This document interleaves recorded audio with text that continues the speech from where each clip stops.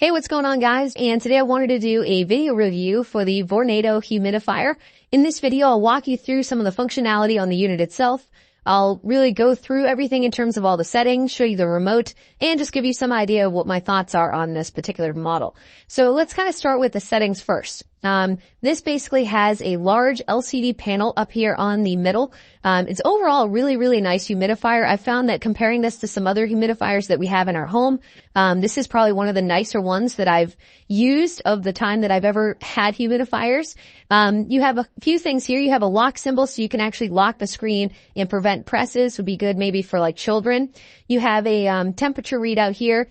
You've got a display setting, so you can basically dim this entire panel if you don't want this on, maybe at night while you're sleeping.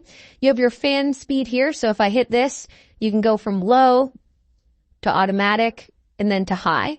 So this basically has a large fan that blows out here on the top, and then this has actually got a piece here that just kind of rests on this, and this is where all the air kind of flows up as the fan goes. So it's pretty cool, and you can see it's really cranking now on the high setting.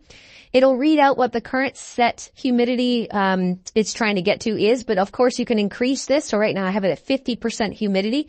I was able to test in this particular room. This is kind of a finished office that I have, and you can see up here, if I click onto my thermostat, it's currently 24% humidity in here. So this is something that obviously I can kind of use that, as well as the humidifier itself will rotate into a display and tell you what the current humidity is. So it was able to detect, I think it was seeing it at about 28% when I initially booted this. Of course, you get your power button here, and then you can change the humidity levels in increments of 5.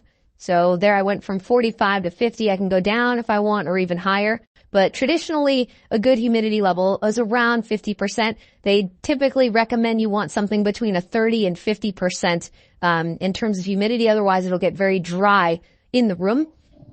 Now, additionally, you have a remote control that actually has all the same exact functionality on it. There's additionally a timer here. I forgot to mention that. You can set timers, so if you only want this to run for a certain amount of time. And conveniently, the remote just sits right inside the humidifier itself. But of course, if I wanted to control this from somewhere else, I could take it and just leave it on my desk wherever. In terms of the basin here, this is pretty straightforward. This basically says, when removing the tank to refill, do not twist. You want to lift vertically. So basically, some people might assume that you twist this out and then up, but you actually just want to pull it completely up. The whole basin itself, as you can see, is quite large. This is going to last most likely for like a solid, I would say 18 to 24 hours, depending on the level of humidity that you have running.